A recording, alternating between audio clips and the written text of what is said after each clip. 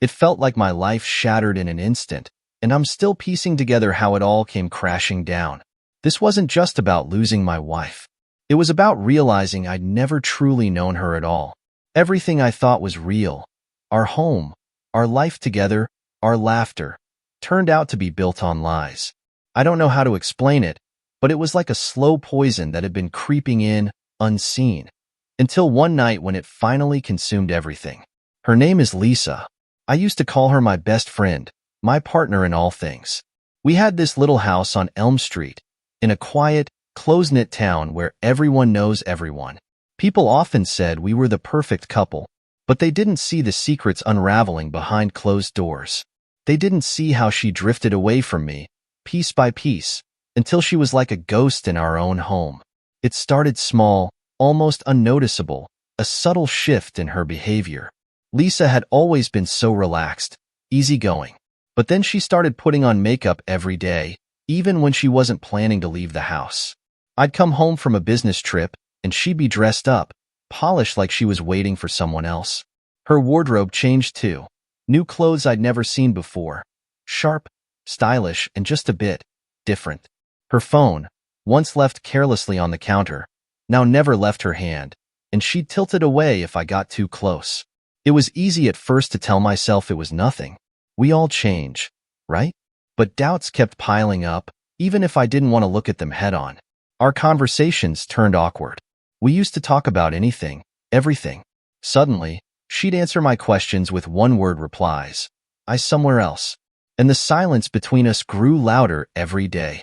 Then came that night, the one I replay over and over, trying to make sense of how things got to that point. She told me she was going to a book club meeting. It wasn't unusual for her.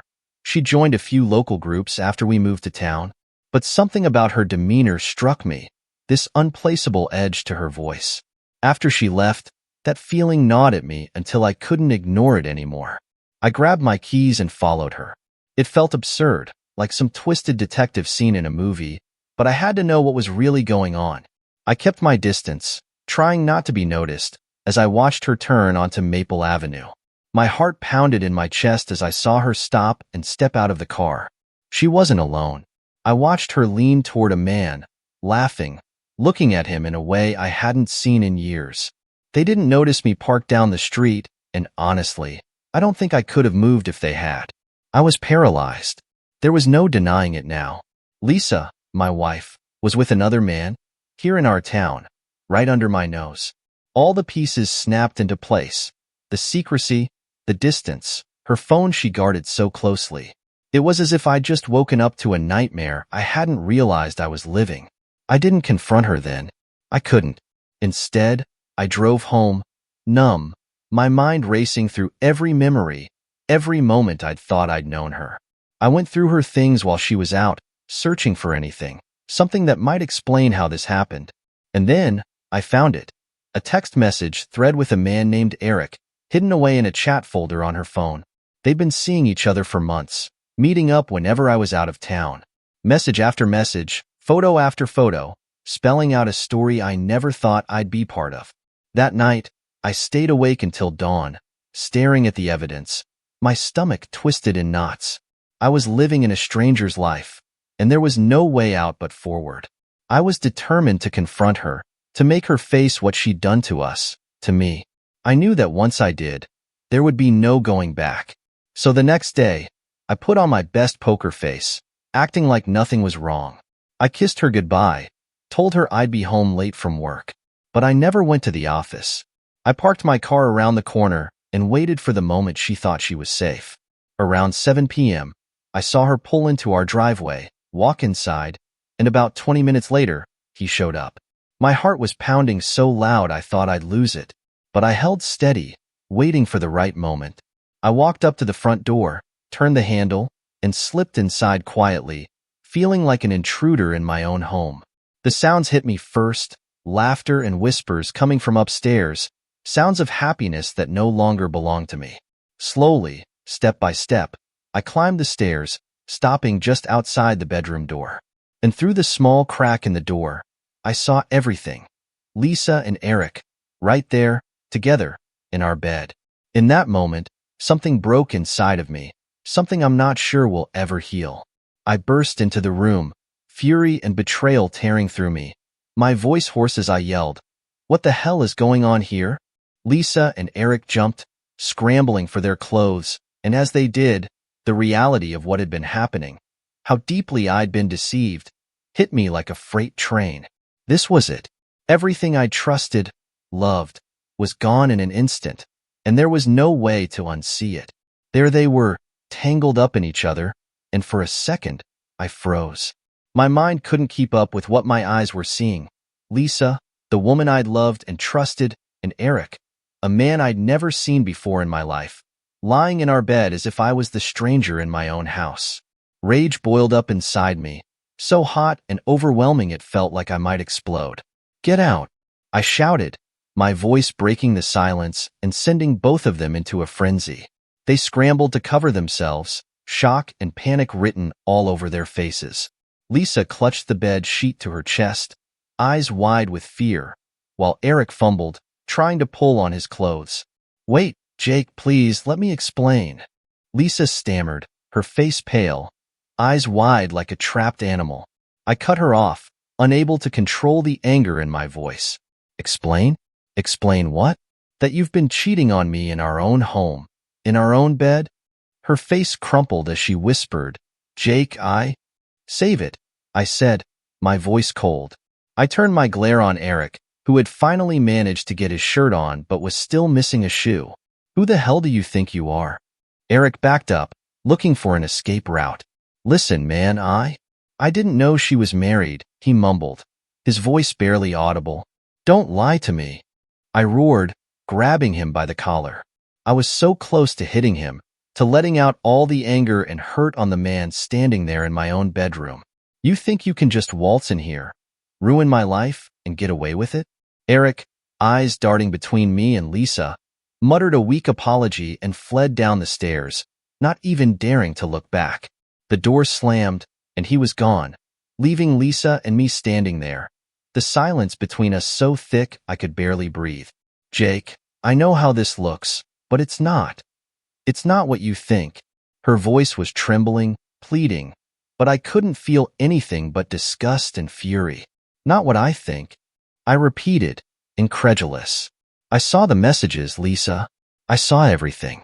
How long has this been going on?" Her shoulders slumped, and she looked down at the floor. "A few months," she said quietly. "I didn't mean for it to get this far." The words hit me like a punch to the gut. A few months? How could she look at me every day, knowing what she was doing behind my back? I clenched my fists, struggling to keep control, trying not to break down in front of her. "You didn't mean for it to get this far? Then why do it at all, Lisa? Why lie to me every single day?"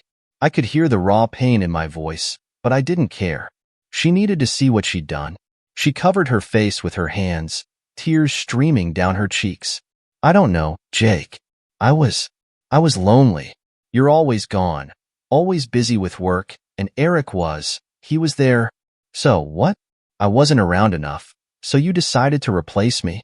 I asked, the anger mixing with a deep sadness that felt like it was tearing me apart from the inside. "I was working for us, Lisa. I thought we were a team. All you had to do was talk to me." She sank to the floor, clutching the sheet tighter around herself. "I tried, Jake. I tried to tell you how I felt, but you were always so focused on everything else. I started feeling invisible, like I didn't matter. Don't you dare blame me for this," I said, my voice trembling. "If you had a problem, you should have come to me, not to him." The thought of them together, of her finding comfort with someone else, made me feel physically sick. Her sobs grew louder, and I almost pitied her.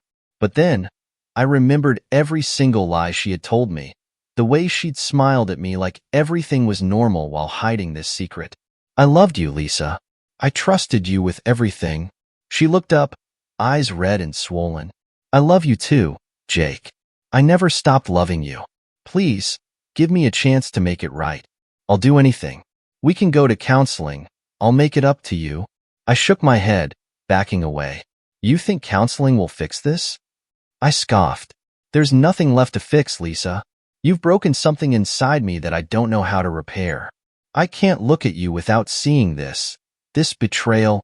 The weight of her actions seemed to hit her all at once, and she doubled over, sobbing harder. Please, Jake. I'll leave if you want. I'll stay with my sister, but just don't end this. I know I've messed up, but I love you. I can't lose you. The words hung in the air, but they felt empty, like an echo of something that used to be real. I looked around the bedroom, at the bed we used to share, at the home we'd built together, now tainted by her choices. It was all too much to process. I need time, I said finally, my voice barely above a whisper. I need space to figure out what I'm supposed to do now. Just go. She nodded, gathering her clothes with shaky hands, her face wet with tears. I watched her go, feeling a strange numbness settle over me. The door closed behind her, and I was left alone in the silence. A silence that felt heavier than anything I'd ever known. As I stood there, I realized that the life I'd known was gone, shattered by one terrible truth. There was no fixing this, no going back. I was left with nothing but questions and a heart full of anger, trying to understand how someone I loved could hurt me so deeply. After she left, the silence of the house felt deafening. Every room felt hollow, like a stage set that had lost its purpose. This was the home we'd built together, where we'd hosted friends, celebrated birthdays, and planned a future. Now, all of that was tainted, every corner holding the shadow of her betrayal. I tried to distract myself, to drown out the whirlwind of anger and confusion, but it was no use. The images kept coming back, Lisa, in our bed with him. Her voice, pleading and tearful, replayed in my mind, as if some part of me was trying to understand her excuses, her reasons. But every explanation she'd given just made me feel sick. In the days that followed, I barely ate. I barely slept. Each night, I lay on the couch, wide awake, wondering if I'd ever feel like myself again. I took time off work, telling my boss I needed to sort out some personal matters. He didn't ask questions, just agreed to give me space. It was one small mercy in the chaos my life had become, but the anger kept simmering. It felt like a fire that wouldn't go out, and no matter what I did, it kept burning, kept pushing me to do something. I knew I couldn't just sit there, passively watching as Lisa went on with her life. I needed her to know the damage she'd done. I needed her to feel it, to understand that this wasn't something she could just apologize for and expect to fix. That's when I decided to gather every scrap of evidence I could find. I went through her emails, her social media accounts, everything I could access. I knew her passwords. After all, we used to trust each other with those things. Now, every message, every photo of them together was like another stab in the heart, but I couldn't stop myself. I wanted it all out in the open. I wanted the truth to hurt her as much as it had hurt me. One night, I called up a few of our mutual friends. These were people we'd known for years, people who saw us as the perfect couple. I didn't give them a long explanation. I just said, "You need to know what Lisa's been up to." And one by one, I told them everything. I didn't leave out a single detail, the lies, the betrayal, the texts, the other man. I could almost hear their shock, their disbelief as I spoke. But it didn't feel like enough. I needed to go further. I needed her to understand that her actions would have real, lasting consequences. So, I decided to make it public. I created an anonymous social media account, and from there, I posted snippets of the messages, the photos, the conversations I'd found. I didn't use her name, but I tagged her and him, making sure anyone who knew us would understand exactly who it was about. The response was immediate. Friends, acquaintances, even people from her past started reaching out, commenting, reacting to the posts. Our town, the place that had always felt safe, was buzzing with whispers. People who'd once admired us now saw her in a new light, and I couldn't deny the grim satisfaction it brought. For the first time since discovering the affair, I felt like I had some control back. A few days later, I got a call from Lisa. I could tell from her voice that she'd seen the posts. She sounded desperate, pleading, asking me to take them down. "Please, Jake, this is destroying me. I know I hurt you, but this is too much." I let her words hang in the air, savoring the irony. "Too much," I repeated. You destroyed us first, Lisa. Now, you get to live with the consequences." Before she could respond, I hung up. I blocked her number, refusing to let her calls and texts drag me back into her web of apologies. I needed distance, a chance to think, to figure out what I wanted to do next. And for the first time in weeks, I felt a small sense of peace. She was feeling the weight of what she'd done, and I wasn't about to let her escape it. But even with the satisfaction of her humiliation, the emptiness inside me only grew. It was like a pit that nothing could fill. I wanted to believe that exposing her betrayal would give me closure, that I'd be able to move on. But instead, it felt like I was stuck in a loop, reliving the hurt, the anger, over and over. And the more I thought about it, the clearer it became that I couldn't heal as long as I was clinging to the past. One afternoon, as I sat in the living room staring at the wall, I realized I needed to let go. I needed to start the process of moving on, even if I didn't know what that looked like yet. I knew it wouldn't be easy, that the road ahead would be painful and uncertain. But I also knew I couldn't stay here, trapped in a place that had once felt like home and now felt like a prison. The next day, I called a divorce lawyer. I told him everything, laid out the evidence I'd gathered, and asked him what the process would look like. He listened patiently, offered a few words of advice, and assured me that he'd help me get through this. Just hearing that was a relief, like a weight I hadn't realized I was carrying had been lifted. When I hung up, I took a deep breath, feeling a strange mixture of sadness and relief.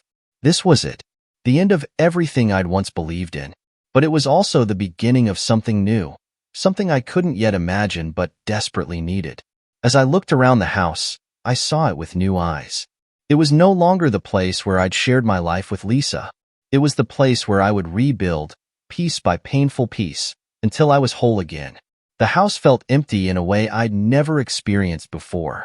Each room seemed haunted by what had happened, and I knew I couldn't keep living here like this, surrounded by reminders of the life we'd built and then destroyed. I started packing things up, going through closets, drawers, and shelves, trying to figure out what I wanted to keep and what I'd never want to see again. I threw myself into the task, as if organizing my belongings could somehow help organize my mind. But no matter what I did, Lisa's presence was everywhere. I found her favorite book, a half-full bottle of her perfume, a sweater she always wore when it got cold. Every item was like a ghost, reminding me of moments I thought were happy, but now felt like a lie. I tossed most of it into a box, determined to get it out of the house, to get her out of my life for good. But even as I was packing things up, memories came flooding back, images of our life together that seemed so real and yet so impossible now. I remembered the early days of our marriage, the excitement of building a life together. I remembered how she used to surprise me with little notes tucked into my suitcase before I left for a work trip, the way she'd make my favorite meal if I'd had a rough day. For years, I'd believed those moments were proof of her love. Now, they felt like a performance, a mask she'd worn while hiding a side of herself I'd never seen. I realized I needed to leave the house for a while, to get out of the suffocating quiet that kept pulling me back into memories. So, I got in my car and drove with no destination in mind, just hoping that getting away would help clear my head. I ended up on a road that led out of town, past places Lisa and I had once gone together. Restaurants we'd eaten at, trails we'd hiked, parks where we'd spent lazy afternoons. Each place brought a new wave of memories, but instead of hurting, they felt hollow, like echoes of a life that was no longer mine. I stopped at a small diner on the edge of town, a place I'd never been before.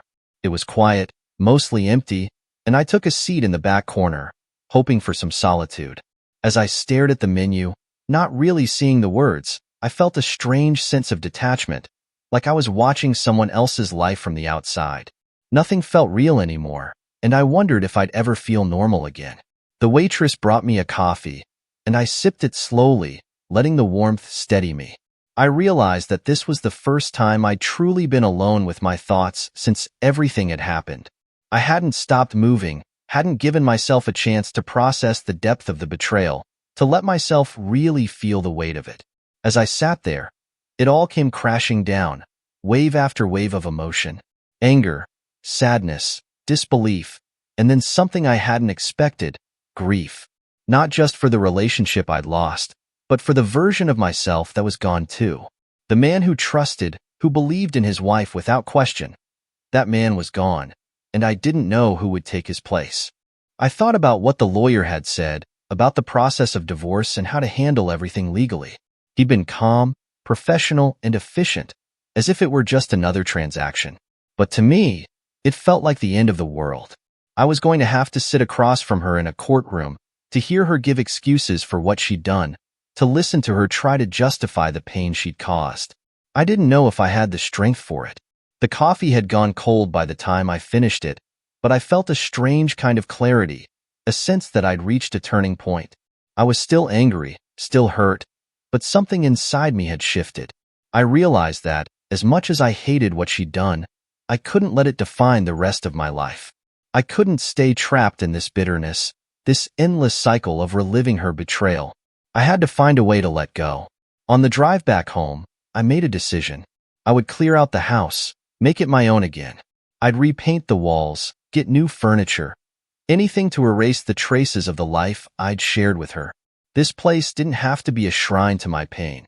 It could be a place where I rebuilt, where I started fresh. The next morning, I got up early, determined to start right away. I went to a local hardware store and bought paint, brushes, everything I'd need to give the house a new look. As I stood there in the paint aisle, I thought about how ridiculous it felt to be choosing colors as if that could somehow fix things. But I knew I had to start somewhere, and this seemed as good a place as any. Over the next few days, I poured myself into the work. I stripped the walls, tore down the curtains Lisa had picked out, scrubbed every surface until it felt like mine again. It was exhausting, but it felt good to see the changes, to feel like I was taking control. Slowly, the house transformed, shedding the layers of our shared life until it was something new, something that reflected who I was now. I didn't know what the future held, but for the first time, I felt a glimmer of hope. This was my space, my life, and I could choose what to bring into it and what to leave behind.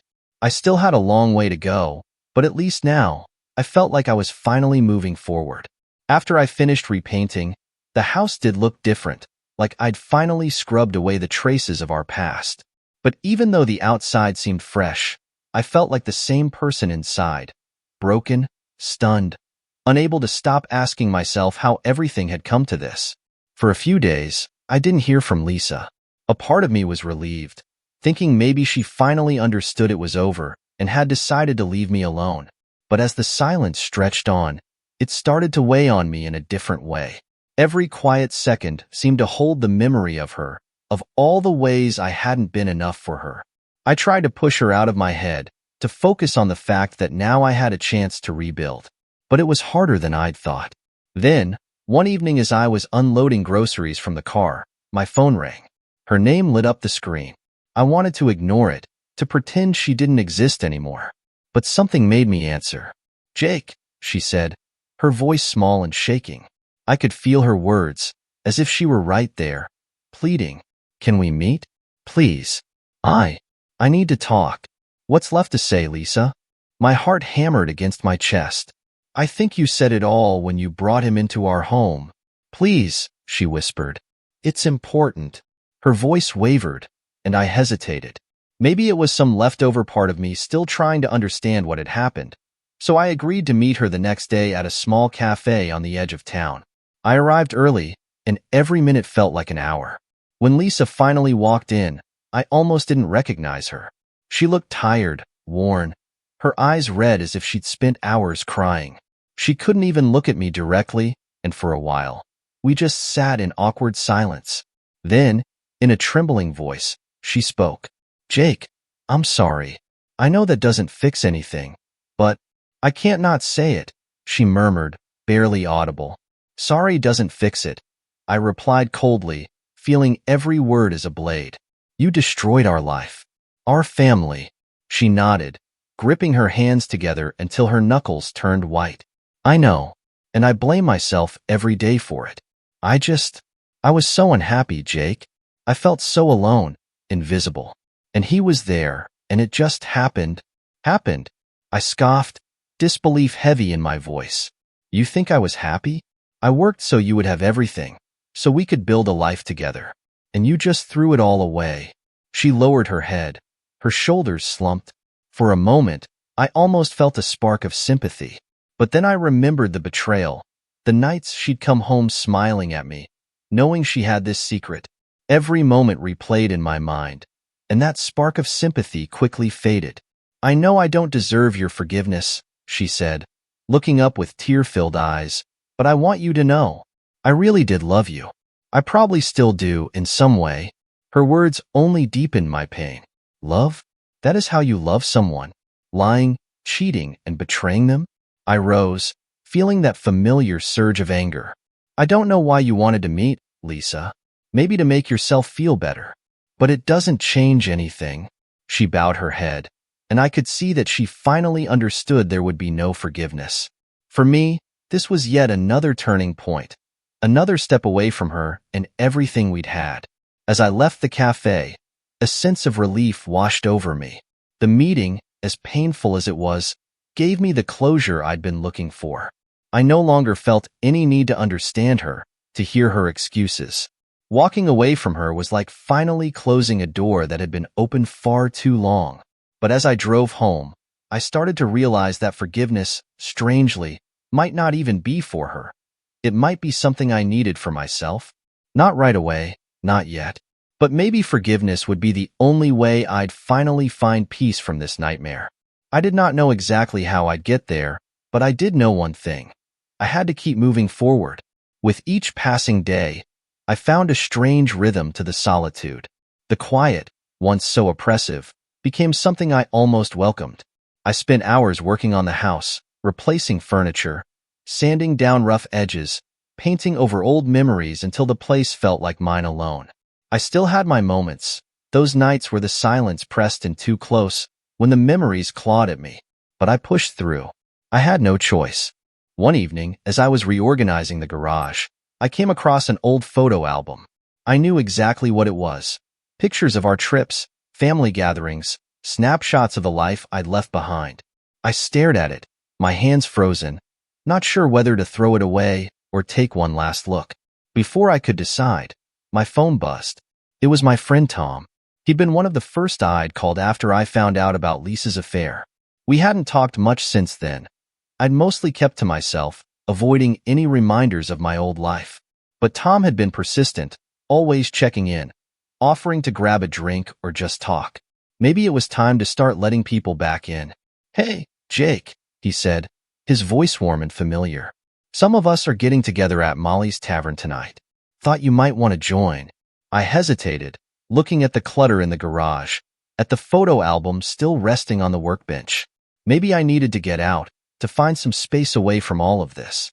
"Yeah," I said finally. "Yeah, I'll be there." Molly's was a spot I hadn't been to in a long time.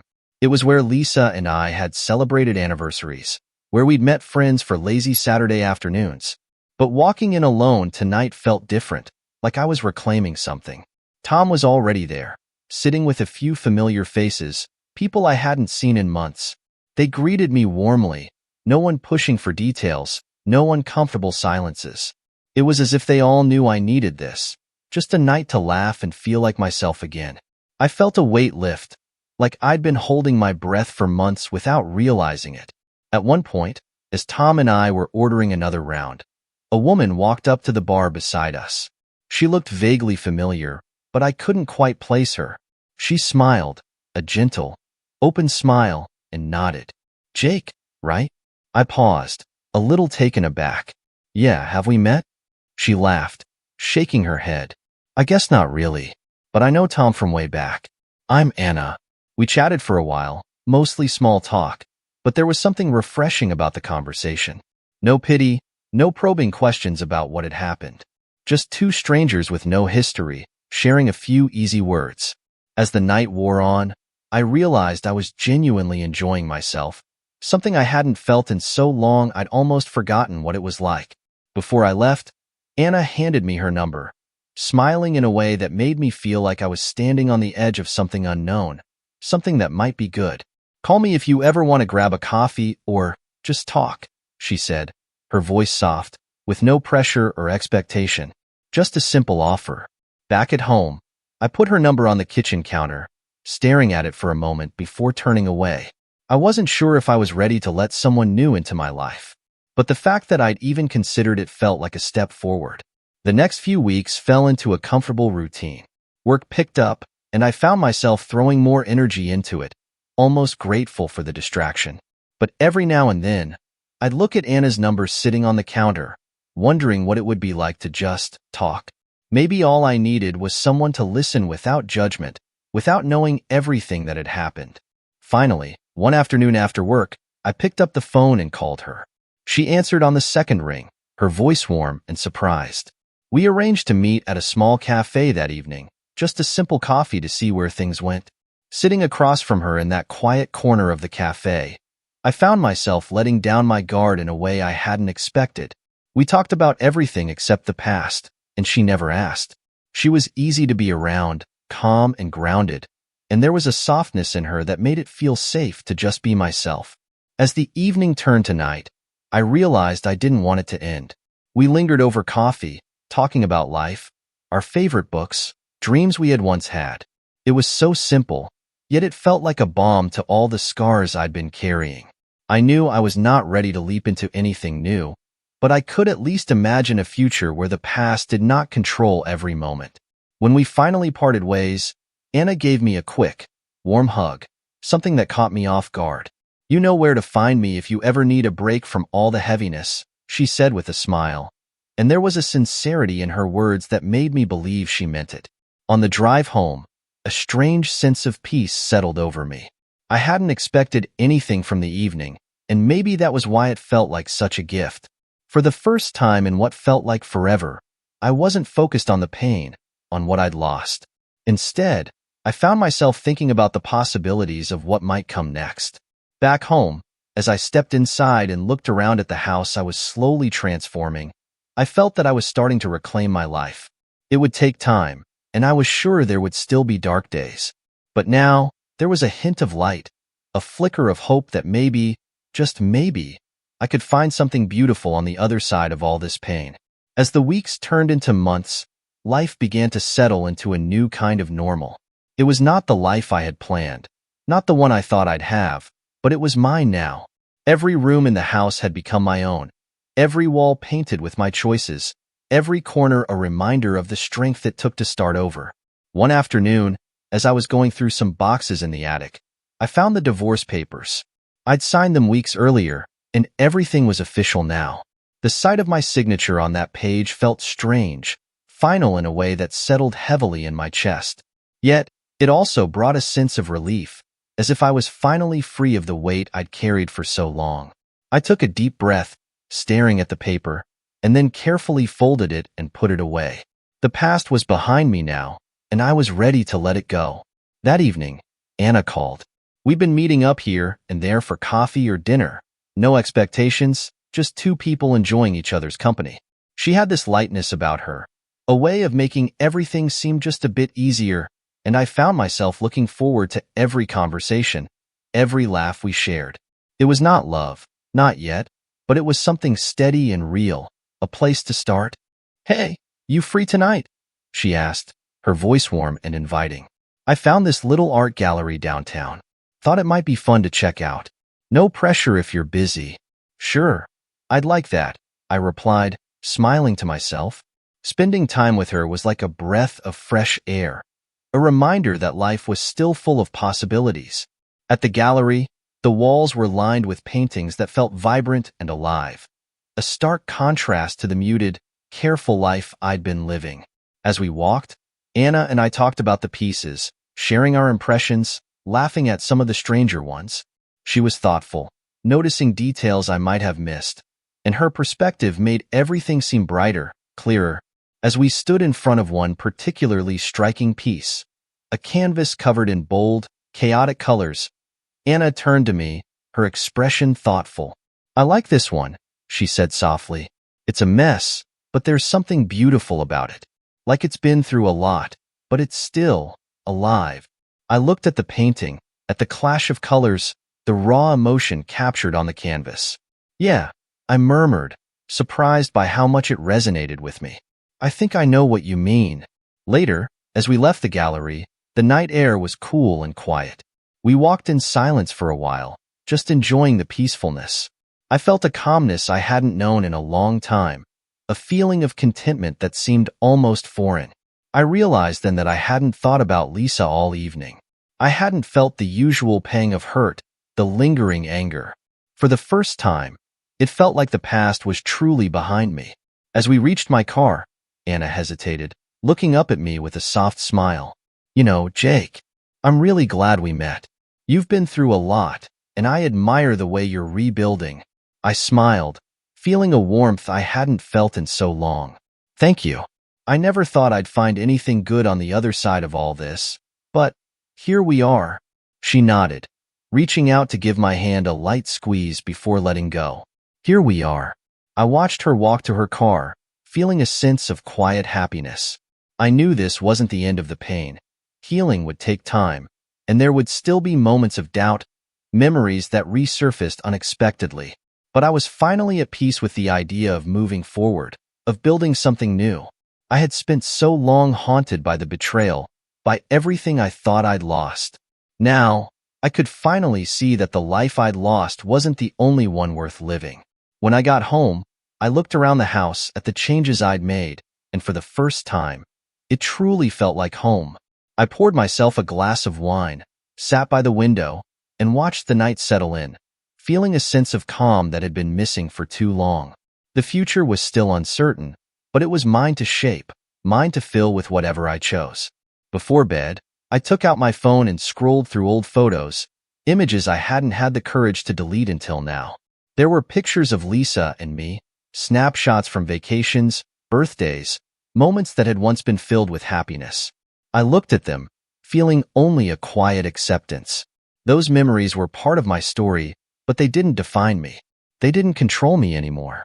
One by one, I deleted the photos, letting go of each one until they were all gone. It felt strange, like shedding an old skin, but also freeing.